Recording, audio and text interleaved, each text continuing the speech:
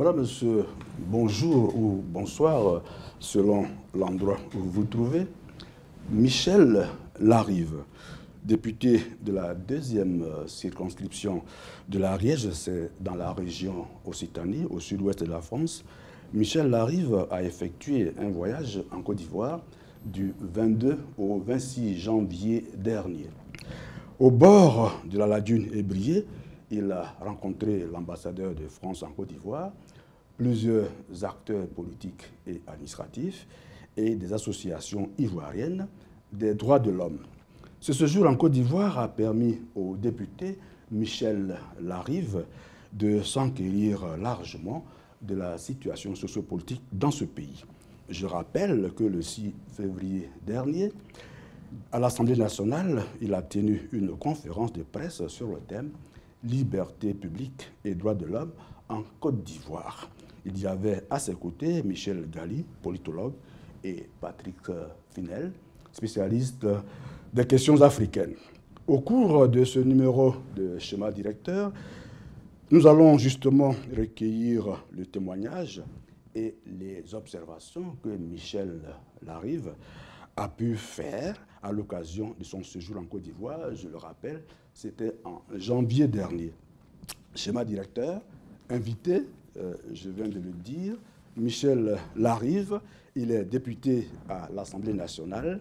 Il y représente, ça aussi je l'ai dit, la deuxième circonscription du département de l'Ariège. C'est dans la région Occitanie. Pour ceux qui connaissent la France, c'est au sud-ouest de la France. Michel Larive est membre de la Commission des affaires culturelles et de l'éducation à l'Assemblée nationale, signalant enfin qu'il est membre du mouvement de M. Jean-Luc Mélenchon, c'est-à-dire la France insoumise. Bonjour, monsieur le député. Bonjour. Alors, première question, je l'ai dit en introduction, en janvier dernier, vous avez passé 5 jours, 4-5 jours en Côte d'Ivoire. Pouvez-vous nous dire dans quel cadre vous avez effectué ce voyage? Alors, je suis allé en Côte d'Ivoire à l'invitation d'un régiment de parachutistes qui est stationné sur ma circonscription et qui était en poste sur le 43e BIMA à Abidjan. Mais j'en ai profité pour voir des amis et des forces politiques ivoiriennes qui sont de nos amis et qui ont des idéaux proches des nôtres. Voilà, donc je suis parti à cette invitation-là et j'ai stationné 1 ou 2 jours sur la base aérienne et j'ai voyagé à l'intérieur d'Abidjan et de ses alentours pour rencontrer tous les gens qui voulaient bien me recevoir. Alors, l'Ariège, la région dont vous êtes député, vous l'avez dit, abrite une importante base militaire dont des éléments sont stationnés en Côte d'Ivoire. Qu'est-ce qui justifie la présence de ces militaires dans ce pays dont on dit qu'il a retrouvé la paix depuis la déportation de Laurent Gbagbo à La Haye? Alors, qu'est-ce qui justifie? Ce qui justifie ceci, je pense que ce sont des accords militaires, mais qui sont, à mon avis, antérieurs à la période que nous connaissons. Donc, voilà. Est-ce que ça les justifie ou pas? Moi, je ne justifie rien, je constate. Donc, voilà pourquoi l'armée française est basée là-bas. Il s'agit d'accords de coopération militaire qui ont dû être signés il y a bien longtemps. Voilà, bien sûr, d'aucuns disent que la présence de l'armée française en Côte d'Ivoire a principalement pour objectif, n'est-ce pas, de protéger le régime de M. Ouattara. Face aux velléités des rebelles, on se rappelle, il y a eu beaucoup de mutineries l'année dernière. Oui, alors le stationnement de l'armée française n'est pas nouveau, mais effectivement, avec ce qui s'est passé en 2011 en Côte d'Ivoire, il y a eu un renforcement de cette présence militaire. Alors maintenant, est-ce que c'est à moi d'en juger? Non, je pense que les gens les plus gênés sont plutôt les Ivoiriens. Et pas moi, Français. Moi, Français, je pense que si il y a eu ces accords militaires avec un pouvoir qui est en place, j'ai des idées politiques qui ne sont pas forcément celles du pouvoir en place en Côte d'Ivoire, mais je suis un démocrate et il y a un pouvoir là qui est en place. Je ne vais pas, moi, dénigrer ce pouvoir, mais je peux trouver, et on le verra tout le long de l'interview que vous allez dérouler, qu'il y a des choses qui m'interpellent véritablement. Mais je ne vais en aucun cas juger de la politique ivoirienne. Ouais. Ce sera aux Ivoiriens de juger de cette politique. Vous qui êtes donc député de la nation française, vous avez donné une partie de la réponse. Est-ce que véritablement la présence de l'armée française dans plusieurs pays africains ne mettent pas, entre guillemets, la souveraineté de ces pays? Sûrement. C'est à vous d'y répondre. Moi, en tant que député de la nation. En tant que député de la nation, vous savez, il y a des forces françaises un peu partout dans le monde. Ce sont des principes de coopération. On peut sûrement dénoncer quelques... Il y a des présences qu'on peut dénoncer, d'autres je ne sais pas. Donc à partir de ce moment-là, la dénoncer... Non, ce qui est à dénoncer, c'est plutôt la politique de la France-Afrique qui a été menée jusqu'à aujourd'hui. Ça oui. Et donc les forces armées participent d'une politique de la France-Afrique depuis toujours. Donc, changer le principe et les paradigmes de cette politique, oui, ça c'est évident. Après, le reste participe de négociations d'État à État. Et à partir si c'était une force d'occupation, si elle est vécue comme cela par les Ivoiriens, alors c'est un problème, mais c'est un problème pour les Ivoiriens. Moi, je n'ai pas assez d'éléments pour vous dire... de mon point de vue de Français, ce que je souhaiterais, moi, c'est que ce soit les Ivoiriens qui décident de cette opportunité. Mais le peuple ivoirien. Quand on fait une incursion dans l'histoire récente de la Côte d'Ivoire, je me réfère un peu à la crise post-électorale, oui. Notamment où la France, à travers les Nations Unies, l'Angleterre, l'Amérique, ont agi de façon sérieuse pour retourner une situation qui était en faveur de Laurent Gbagbo. Quel regard vous jetez sur la crise post-électorale? Je pense que vous avez raison. Il y avait une élection avec un vainqueur, et cette élection, effectivement, comme vous dites, était retournée. C'est quelque chose, là, pour le coup, qui est antidémocratique et qui participe, là, pour le coup, d'une politique occidentale et d'ingérence occidentale sur le continent africain, qui n'est pas une politique de coopération. Celle-là, par contre, et là vous avez sûrement raison, tout à fait condamnable. Au cours de votre séjour en Côte d'Ivoire, vous avez rencontré monsieur le professeur Aboudraman Sangaré, qui est le président par intérim du FPI. Qui a initié cette rencontre? Comment vous avez trouvé les entretiens que vous avez eus avec le professeur Aboudraman Sangaré? Alors là, il s'agit d'excellent travail de gens là-bas, en Côte d'Ivoire, et de mon cabinet ici en France, qui ont pu travailler pour que je puisse avoir l'opportunité et l'honneur de rencontrer le président Sangaré, et puis d'autres aussi, et me faire une idée de ce qui se passait dans ce pays. Comprenez bien ceci, c'est que si la France insoumise un jour arrive au pouvoir, ce qui est probable, elle aura pour objectif de changer tous ces paradigmes. Et à partir de ce moment-là, il faut bien analyser et surtout prendre du recul sur beaucoup d'événements.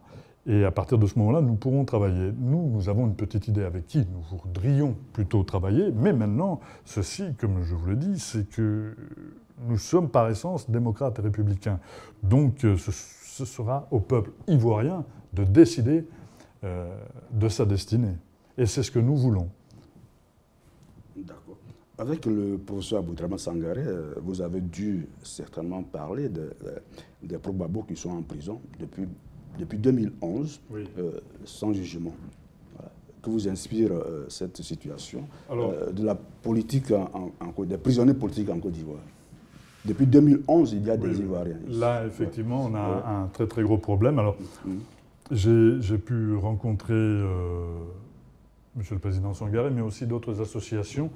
Et d'un point de vue humain, notamment des associations de femmes, de prisonniers, de femmes, de mères, de filles, de sœurs de prisonniers. Et d'un point de vue humain, c'est quelque chose de très très très dur, de très redoutable. Et il y a des conséquences véritables à ces emprisonnements qui sont pour le coup souvent aléatoires. Et qui ressemblent quand même à une justice de vainqueur contre des vaincus. Et nous avons pu avoir des témoignages de conditions d'emprisonnement très très mauvaises. Je vais être assez diplomatique dans mes termes, très très mauvaises. Et surtout, les conditions d'arrestation et surtout des conditions d'emprisonnement sans justification, pour la plupart d'entre elles, qui m'interrogent véritablement sur le bien fondé de tous ces emprisonnements. Nous attendons, j'en ai parlé avec monsieur l'ambassadeur de France, et je ne vais pas, moi, juger la justice ivoirienne, ça n'est pas mon propos, mais il faut alors que la justice passe, c'est-à-dire que les gens qui sont emprisonnés puissent avoir un procès, et derrière ce procès, avoir un procès d'une manière équitable, et derrière ce procès, être acquittés ou condamnés pour un motif. Là, nous avons des gens qui se trouvent en rétention, en détention provisoire depuis des semaines, des mois, voire des années pour certains, dans des conditions, je vais le dire, exécrables, surtout dans des célèbres prisons comme la Maca. Et là, moi, je m'interroge effectivement sur le bien fondé de tout ceci. Il y a peut-être, et nous nous sommes entendus avec monsieur l'ambassadeur, quelque chose à faire sur au moins des procès pour dénouer ce qui est en train de se passer là-bas. C'est-à-dire qu'il faut, qu'à un moment donné, tourner la page et, si l'on veut une réconciliation dans ce pays, il faut résoudre tous ces problèmes. Il y a plusieurs problèmes. Celui-là, c'est un des principaux problèmes. Effectivement, celui de la détention de prisonniers politiques. On ne peut pas dire autrement. Ce sont des prisonniers politiques. Ce ne sont pas des prisonniers de... Il y a sûrement parmi eux des prisonniers de droit commun, mais ce sont beaucoup des prisonniers politiques. Alors, monsieur le député, que pensez-vous du procès du président Laurent Gbagbo ? Ce procès, on le sait, est bloqué depuis janvier dernier. Je rappelle que le président Laurent Gbagbo est en prison depuis 7 ans, oui, sans la moindre possibilité d'avoir droit à une liberté provisoire. Oui. Là aussi, on a un énorme problème, un frein certain à tout processus de réconciliation qui pourrait s'entamer. Parce qu'on a un pays où on a deux côtes ivoiriennes. Là. On a une partie du pays qui est au pouvoir et l'autre partie du pays qui, elle, quelque part, est brimée. Et si on veut se réconcilier, il faut entendre toutes les parties. Et là, nous avons un ancien président qui est incarcéré sur des motifs qui sont...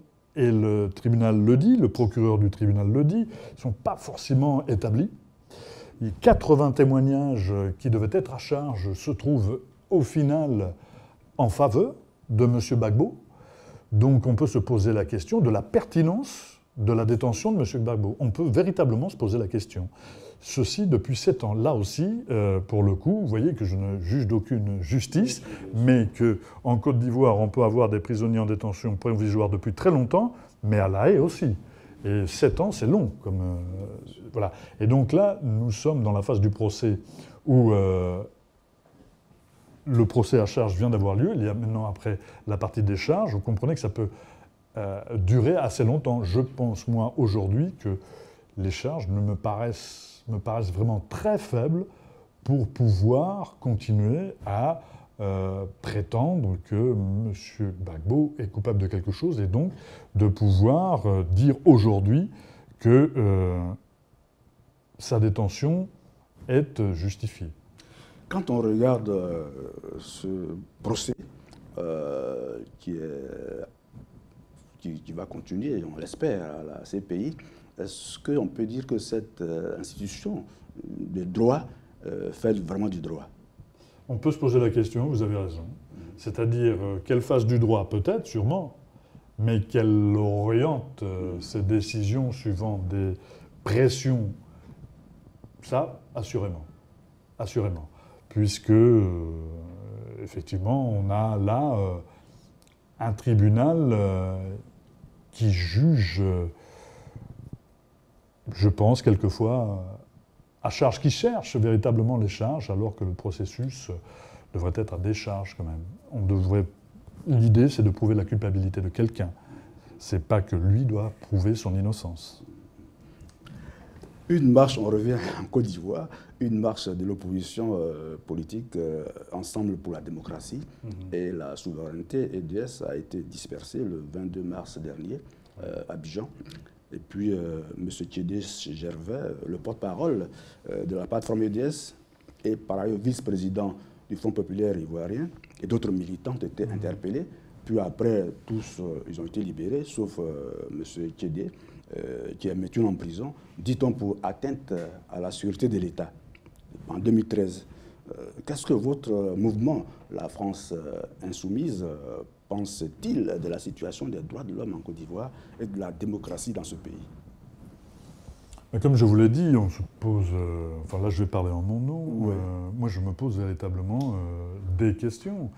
Comme je vous l'ai dit, s'il y a des motifs avérés d'arrestation déjà, simplement d'arrestation de personnes et des motifs avérés d'un jugement avec des motifs d'inculpation, la justice de chaque pays est libre, mais il faut les poser. Ce sont des éléments qu'il faut poser. Et là, en l'occurrence, on n'a vraiment pas l'impression de la chose, on a vraiment l'impression d'une justice, comme je vous l'ai dit, de vainqueur, donc d'une justice relativement arbitraire.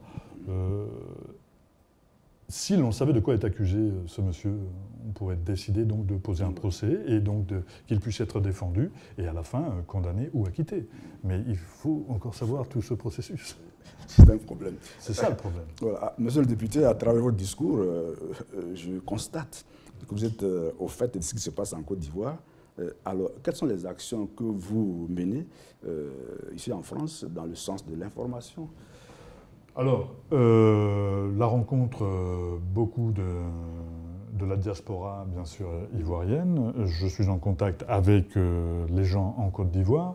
Ici, des tribunes dans différents journaux ou des conférences de presse, des questions, j'ai une question au gouvernement où j'interpelle. Alors, moi, mes trois principaux motifs de préoccupation, ma préoccupation première, c'est la réconciliation de ce peuple ami. La Côte d'Ivoire et la France ont une histoire commune, une très longue histoire commune. Il faut maintenant qu'ils travaillent sous d'autres auspices que ceux de la France-Afrique connue depuis X temps, que la France et la Côte d'Ivoire travaillent d'égal à égal en se respectant effectivement. Et donc mes motifs de préoccupation, ce sont les conditions de détention des prisonniers, effectivement, la manière dont ces prisonniers ont été arrêtés puis inculpés de façon pas tout à fait juste à mon avis, mais ça n'engage que moi. Maintenant, transparente, non. Ça, c'est très clair. Et puis, il y a d'autres motifs. La famille Gbagbo, vous avez parlé de Laurent Gbagbo, qui est peut-être incarcéré de façon là arbitraire, mais là, par la CPI. Et puis, il y a ce processus de commission électorale qui a été dénoncé par plusieurs instances africaines notamment, qui aujourd'hui, pour l'opposition, n'est pas représentatif du peuple ivoirien. Là aussi, il y a un motif de préoccupation.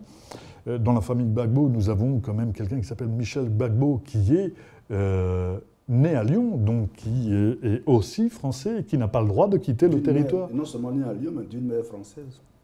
De plus. Ouais, donc, qui n'a pas le droit de quitter le territoire ivoirien. Et là, c'est un très très très gros problème. J'ai interpellé le président et le ministre des Affaires étrangères là-dessus, parce qu'il y a... on ne peut pas concevoir qu'un ressortissant français, où qu'il soit, ne puisse pas rejoindre la France. Voilà. Et puis, il y a le cas aussi de Mme Gbagbo qui est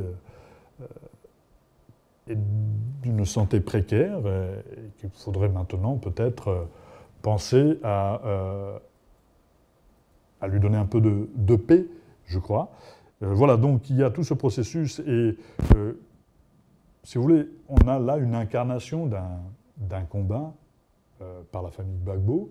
Donc si le président Ouattara souhaite, je crois qu'il le souhaite puisqu'il l'a dit, un processus de réconciliation, il faut que toutes les parties représentatives des mouvements sociaux et politiques de Côte d'Ivoire puissent s'asseoir autour de la table. À partir de ce moment-là, il faut que le FPI puisse s'asseoir autour de la table, mais aussi d'autres. J'ai rencontré aussi de jeunes gens du COGEP qui voulaient aussi participer à ces processus. C'est peut-être l'occasion aujourd'hui d'avoir un processus de renouvellement de toute une classe politique aussi ivoirienne, avec ce que j'ai pu voir, une nation très dynamique. Ce sont des atouts dont il faut profiter. Mais on ne peut pas en profiter en mettant la moitié de la population de côté. C'est très clair. Michel Larrive, vous l'avez dit, hein, la Côte d'Ivoire et la France ont des liens historiques. Ça, il n'y a rien à dire là-dessus. Maintenant, aujourd'hui, vous l'avez dit également, la Côte d'Ivoire est divisée en deux. Il y a d'un côté ceux qui sont supporters de M. Ouattara et de l'autre supporters de M. Gbagbo. Vous savez très bien qu'en Afrique, hein, le caractère d'appartenance à un parti politique est quelquefois plus familial, tribal que idéologique. Oui, j'ai pu voir ça. Voilà. Est-ce qu'aujourd'hui, avec la position que la France occupe dans ce pays, est-ce que le gouvernement français ne peut pas influencer pour que les choses aillent mieux? Parce que tout est lié. Si là, il y a la réconciliation, l'économie va aller. Parce que c'est comme s'il y a une chape de plomb qui est sur la Côte d'Ivoire. Vous avez senti ça pendant votre séjour? Ce que j'ai envie de vous dire, c'est que non, le gouvernement français et la France, sur le processus de réconciliation, peut-être peut accompagner, mais il s'agit d'abord d'un processus de réconciliation nationale du peuple ivoirien. Alors, pour essayer de tourner la page d'une certaine politique française en Afrique, il faut commencer, peut-être là, par dire, là comme ailleurs, limiter l'ingérence française. Alors, aujourd'hui, il y a une ingérence française, effective, sûrement. Il faut aussi que celle-là aussi soit limitée. C'est-à-dire que c'est dans les deux cas. Si je demande à ce que le peuple ivoirien soit garant et libre de sa destinée, il faut que le gouvernement français ne puisse l'empêcher de pouvoir prendre en main sa destinée. C'est-à-dire qu'il faut qu'elle lâche justement certaines pressions qu'elle peut faire aujourd'hui, d'un point de vue économique ou autre, ou politique, de manière à ce que cette liberté puisse s'exprimer. Donc, quand je vous dis ceci, je souhaite, moi, que la France reste partenaire privilégié de la Côte d'Ivoire, sans ingérence, ni d'un côté, ni de l'autre. D'accord. L'Assemblée nationale française a déjà produit un rapport, on se rappelle, sous la dernière législature de M. Fasson Hollande. Madame la députée Seba Dagoma était rapporteur de ce rapport-là. Alors, est-ce que votre voyage en Côte d'Ivoire, finalement, le résultat ne va pas rester lettre morte? Écoutez, parce que le rapport n'a pas survécu hein, depuis qu'elle est partie. Peut-être, sûrement. N'a pas été relu. Je ne lis pas. Voilà. Je ne sais pas, je n'en sais rien. Je ne lis pas dans le mar de café. Donc à partir de ce moment-là, je ne sais pas si ce que je vais dire, ce que j'ai fait auparavant, va avoir effectivement une influence effective sur la suite des événements. Ce que je souhaite en tout cas, c'est que la paix existe et que les gens se réconcilient, qu'il y ait un accommodement entre les parties. Pour ça, ma position, ce serait une position d'observateur, mais d'aide aussi. Et si la France doit aider à quelque chose, c'est à ceci, et seulement à ceci. Voilà, après, les conséquences de mes interviews, de mes prises de parole, de mes conférences de presse, eh bien, j'espère que ce sera quelque part un message d'espoir, mais d'espoir pour toutes les parties. La partie qui soutient Ouattara comme la partie qui soutient Gbagbo. C'est-à-dire que le peuple ivoirien doit se mettre maintenant ensemble, procéder à des élections dont toutes les parties, toutes les parties soient prenantes aussi à ces élections-là, donc que tout le processus électoral soit accepté par toutes les parties. Ça n'est pas le cas aujourd'hui. Ça a été dénoncé, comme je vous l'ai dit, par des instances africaines. Donc, à partir de ce moment-là, si les choses sont transparentes et qu'un processus démocratique s'installe dans ce pays, je souhaite, et je le redis, que les Ivoiriens prennent en main leur destinée de façon libre. Parlant de votre question écrite au gouvernement, tout à l'heure, vous en avez parlé un peu. Que dit-elle? Que faut-il en attendre? Alors, vous savez, alors, ce qu'il faut savoir, c'est que je suis quand même au Parlement français dans un groupe minoritaire. Nous posons beaucoup de questions. Nous avons peu de réponses. Je souhaite déjà qu'on m'y réponde. Et dans cette question, je détaille, ce que je viens de vous détailler pendant toute l'interview, les problématiques de la Côte d'Ivoire, à savoir le cas de la famille Gbagbo, je parle de Laurent Gbagbo, je parle de Madame Gbagbo, je parle de Michel Gbagbo, je parle de la problématique humanitaire des prisonniers politiques en Côte d'Ivoire. Je parle de cette problématique de la commission électorale qui n'est reconnue que par le gouvernement en place. Voilà. Et je parle voilà, de tout ceci qui sont ce sont in fine des freins à tout processus de réconciliation. Et je crois que le gouvernement actuel ivoirien se grandirait à poser et résoudre tous ces problèmes un par un. C'est relativement facile de faire venir à la table des négociations. Et j'ai discuté avec le FPI notamment. Le FPI est tout à fait ouvert à toute négociation à partir du moment où ces négociations se passent dans un esprit d'égalité, ce qui est normal. Et donc, il y a ce processus de réconciliation peut avoir lieu s'il y a une volonté du pouvoir en place de l'entamer. Tout à l'heure, vous parliez du Front populaire ivoirien. Oui. Vous avez dû vous en rendre compte qu'il y a une division au sein de ce parti. Il y a une partie qui est reconnue par le gouvernement Ouattara et il y a une qui n'est pas reconnue. Est-ce que vous avez senti ça? Non, moi, je n'ai pas senti ceci. Peut-être que je n'ai pas eu le temps de le sentir parce que je suis resté très peu de temps. Je n'ai pas senti ceci. J'ai senti des gens qui étaient J'ai rencontré des gens qui étaient en demande de paix, d'unité et de progrès social. Et voilà ce que j'ai senti. Et donc, à partir de ce moment-là, il y a, du côté de l'opposition, une main qui est tendue. Je pense qu'il serait très honorable de pouvoir la saisir du côté du gouvernement. Oui. Que prévoyez-vous faire, vous, à la France insoumise, par la suite?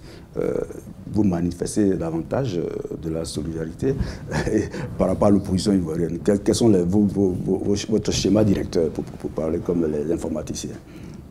En ce qui concerne la situation notre schéma directeur, nous allons voir ça, vous savez, au jour le jour. Et comme je vous l'ai dit, nos relations seront celles de mouvements qui, notamment avec le FPI, qui avons des idées politiques très proches et des envies d'une société de même nature. Et donc, nous devons parler d'égal à égal. Donc, nous aiderons de façon démocratique. C'est pour ça que lorsqu'il y a une manifestation, des manifestations, vous avez vu en France, il y en a quelques-unes en ce moment. La manifestation, c'est constitutionnel. Je crois que ça l'est aussi en Côte d'Ivoire. Donc il faut laisser les gens manifester, pas forcément les emprisonner déjà, pour commencer. Et ensuite, sur la construction d'une opposition, d'un programme d'opposition, des choses comme ça, je crois que ce doit être le fait d'un processus ivoirien. Et si nous pouvons, nous, amener une expérience ou quelques principes, mais qui sont partagés dans le monde entier, qui n'ont pas à amener, qui sont déjà implantés en Côte d'Ivoire, des principes d'universalité, d'humanisme, des choses comme ça. C'est sur ces bases-là que nous partagerons avec nos frères et nos sœurs ivoiriens et ivoiriennes. Monsieur le député, le Parti socialiste français a eu le même discours là, avant l'avènement de M. Laurent Gbagbo au pouvoir en Côte d'Ivoire. Et est-ce que, selon vous, les principes de l'économie, la primauté de l'économie et des affaires de l'État français ne vont pas prendre le dessus sur tous ces, sur vos aspirations légitimes? Oui, mais je ne l'espère pas. Ça fait... Donc depuis le début de cette interview, je vous explique que moi je voudrais une autre façon de voir nos relations avec pas seulement la Côte d'Ivoire, avec tous les autres pays. Et donc de sortir de ce processus de post-colonialiste et de parler avec tous les autres pays d'égal à égal, avec un échange entre peuples, entre gouvernements, d'égal à égal. Après, je crois que le processus économique est celui qui prévaut en ce moment, sans regard sur le processus social. C'est une erreur, ce ne sont pas nos idées. C'est le processus qui est aujourd'hui établi entre le gouvernement français et le gouvernement ivoirien. Monsieur Macron et les députés de la République En Marche sont majoritaires. Je suis démocrate, c'est ce qui se passe aujourd'hui. J'espère que demain, ça changera. Mais je ne vais pas le faire changer autrement que par la voie démocratique, par le vote. Et j'accompagnerai l'opposition ivoirienne du mieux que je pourrais, mais je ne m'ingérerai jamais dans le processus de construction d'une opposition saine, libre, universaliste et progressiste. Je l'accompagnerai suivant ce qu'il me sera demandé. C'est le nouveau principe quand même que nous voulons nous établir dans les relations entre les peuples. C'est celui de respect de chaque peuple et de la culture de chaque peuple. La Côte d'Ivoire s'est construite différemment que la France. La France, si on peut parler, je ne sais pas si ça existe, mais si on peut parler d'une identité française, elle a vu le jour un soir de 1789 à la Bastille. C'est pas du tout la même chose pour la Côte d'Ivoire. La Côte d'Ivoire, il y a des frontières qui ont été déterminées très récemment par l'ancien colonisateur, et on a plusieurs groupes ethniques, on a des sensibilités politiques, mais comme vous l'avez dit pertinemment, il y a des sensibilités nord, sud, est, ouest qui sont différentes.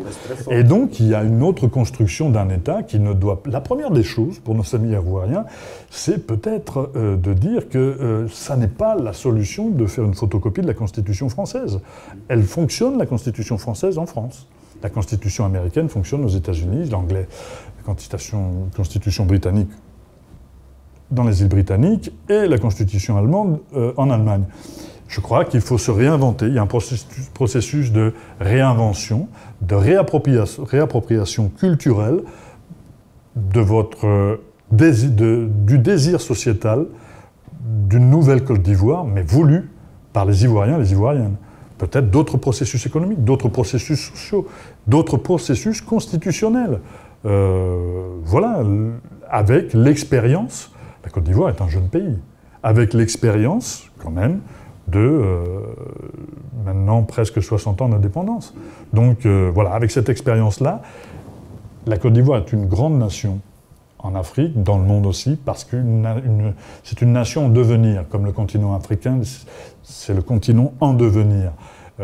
Il y a tout ce dynamisme, toute cette intelligence qu'il faut mettre, cette intelligence collective qu'il faut mettre à profit, et au profit du peuple, et pas seulement d'une oligarchie.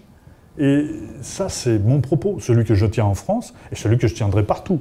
Mais la façon de le faire doit être déterminée par les peuples, chacun dans leur pays.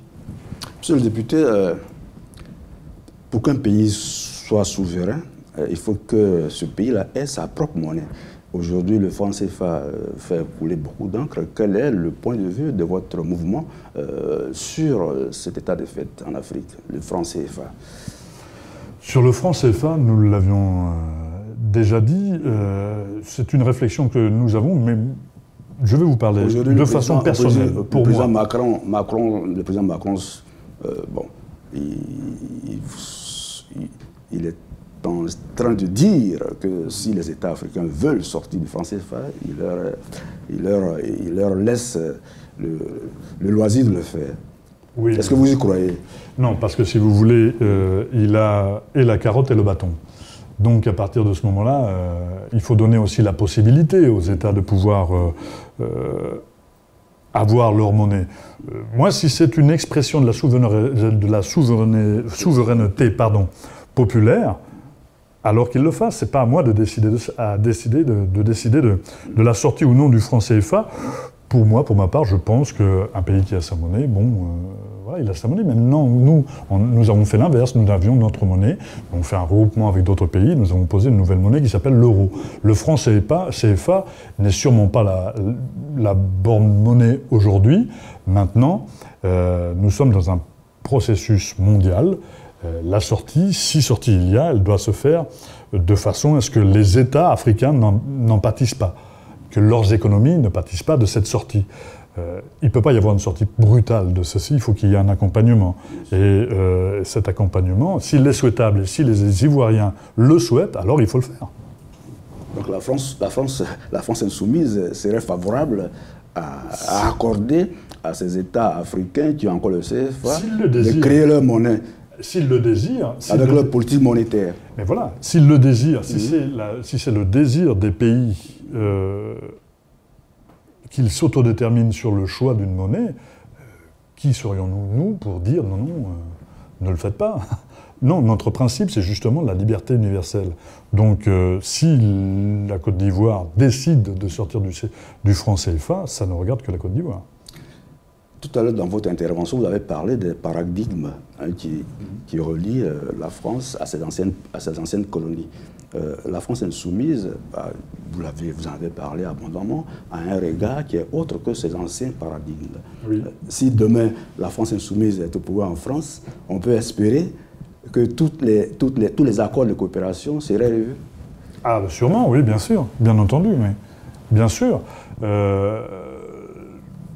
Il faudra, comme je vous l'ai dit, poser tous ces accords, et les poser sur la table et regarder. Accords de défense, accords économiques. Exactement. Exactement. Et donc, en posant comme principal paradigme, c'est le respect de chacune des parties. Et la proposition de travailler de façon égalitaire, c'est-à-dire en partenaire, et pas en dominé et en dominant. Je vous écoute avec beaucoup d'intérêt. Nous sommes au terme de notre entretien. Que voulez-vous que l'on retienne de votre séjour en Côte d'Ivoire par rapport, bien sûr, à la situation sociopolitique dans ce pays? Que l'on retienne de mon voyage, c'est... vos actions futures. Je crois, la première des choses, je crois que, et vous l'avez vu pendant cette interview, j'essaye d'être responsable, de ne pas mettre d'huile sur le feu, mais de constater. Il y a des faits qui sont avérés. On ne peut que les constater. Et donc je crois que ce que je souhaite que l'on retienne, c'est l'écoute que j'ai pu avoir et le respect que j'ai pour la Côte d'Ivoire comme tout autre pays, mais particulièrement la Côte d'Ivoire, puisque c'est de ce pays dont on parle, de par aussi l'histoire commune que nous avons et les gens que j'ai pu rencontrer là-bas qui m'ont impressionné par leur dynamisme. On sent qu'il y a quelque chose de formidable à faire dans ce pays à partir du moment où il y a une construction démocratique et que tout le peuple se sent concerné par le développement. Vous savez, la Côte d'Ivoire, en ce moment, je crois, a une croissance aux alentours de 7%. Et la pauvreté, elle, n'a diminué que de 1%. Il y a donc un énorme déficit et un énorme problème de partage des richesses. Donc là, il y a quelque chose à faire. Il y a quelque chose à faire. Il y a un processus social, un processus de partage des richesses peut-être à enclencher. Et je n'ai pas de leçon à donner à quiconque. Mais voilà, ça, ce sont nos paradigmes politiques, nos paradigmes sociétaux. Et ce sont ceux que partage notamment l'opposition ivoirienne. Si nous sommes dans ce sens-là, nous accompagnerons, mais jamais nous nous ingérerons sur la souveraineté d'un pays comme nous n'aimerions pas qu'on s'ingère dans la nôtre. Michel Larive, vous avez rencontré l'opposition. Est-ce que vous avez aussi rencontré quelques membres du gouvernement? Non. En passant. J'ai pas eu ce loisir. On a su que j'étais là. J'ai pas eu ce loisir, mais peut-être une autre fois, Moi, je suis ouvert à toutes les rencontres, comme je vous le dis. Je suis à l'écoute. Et c'est derrière cette écoute que je peux me faire... Est-ce que votre origine politique n'a pas pesé dans ce choix? Peut-être, mais je ne peux pas répondre à la place de quelqu'un qui ne m'a pas reçu. Donc, voilà, peut-être que vous avez raison, peut-être pas. Je ne sais pas, il faut demander... Vous voyez, c'est une question que vous devriez poser, par exemple, au pouvoir ivoirien. Voilà. Donc, alors, à leur décharge aussi, parce qu'il faut être honnête, je n'ai pas cherché non plus... plus que ça à les rencontrer. Mais par contre, si j'avais eu une invitation, et par respect pour les gouvernants d'un pays, je me serais rendu à l'invitation qu'on m'aurait proposée, bien entendu. Est-ce que vous entrevoyez repartir en Côte d'Ivoire? Je le souhaite. C'est un pays qui m'a beaucoup impressionné, je vous ai dit, par... Il y a cette... Je vous dis, ce dynamisme, il y a quelque chose qui est formidable. On voit qu'il y a un souffle, une espèce de souffle qui, pour nous, Européens, est ressourçant. Effectivement. Vous avez ressenti que ce souffle est un peu bloqué par la présence de Laurent Gbagbo Laye, par exemple? Est-ce que vous l'avez senti dans vos... Oui, parce que, notamment... Dans la vie normale. C'est-à-dire, dans les gens que j'ai rencontrés, effectivement, les gens que j'ai rencontrés étaient plutôt... pro-Gbagbo, donc ils étaient de toute manière freinés, mais pas seulement par eux-mêmes, mais par le pouvoir en place qui bridait un petit peu toute velléité de développement pour certains qui étaient reconnus d'opposition. Donc à partir de ce moment-là, à un moment donné, il faut tourner la page et il faut entamer un processus de réconciliation, mais pour cela, il y a les conditions que je vous ai énumérées. Je crois que le gouvernement actuel se grandirait d'accéder à ces conditions et à négocier avec l'opposition qui ne cherche que ça. On ne peut pas bloquer un grand pays comme celui-là des années et des années. On va aller jusqu'où, là? Monsieur le député, je ne vous laisserai pas partir sans parler de l'actualité en France. Vous sortez de l'Assemblée nationale, oui. Vous avez voté une loi qui n'est pas acceptée par les cheminots. Non, je ne l'ai pas voté, moi. Ah, vous moi, j'ai voté contre.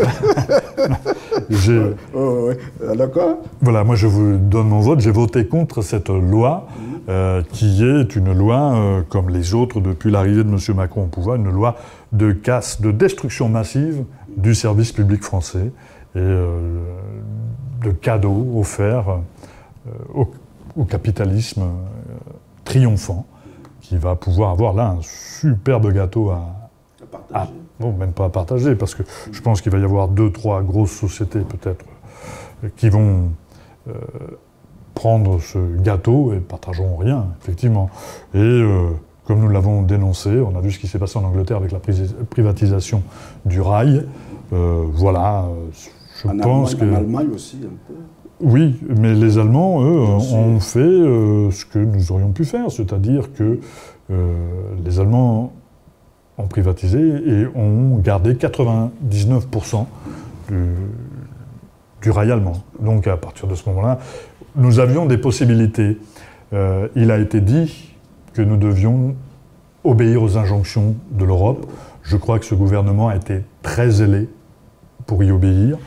Nous aurions pu faire autrement, et ça n'est surtout pas le statut de travailleur qui grève une société, surtout la masse monétaire que représente ce statut, comparé au déficit structurel maintenant, on peut le dire, de la SNCF depuis des années. Voilà. Monsieur Larive, merci d'être venu dans notre modeste studio. Merci beaucoup. Je rappelle que Michel Larive, député à l'Assemblée nationale, il représente la 2e circonscription du département de l'Ariège, c'est dans la région Occitanie, au sud-ouest de la France. Michel Larive est membre de la commission des affaires culturelles et de l'éducation à l'Assemblée nationale, signalant enfin, comme je l'ai dit en introduction, qu'il est membre du mouvement de M. Jean-Luc Mélenchon, c'est-à-dire la France insoumise. Merci d'être venu dans notre studio. Et certainement, nous nous ferons l'honneur de vous inviter, tout en espérant que vous allez une fois accepter de revenir dans ce studio. Bien entendu, je vous remercie en tout cas, moi, de votre accueil. Merci. Merci.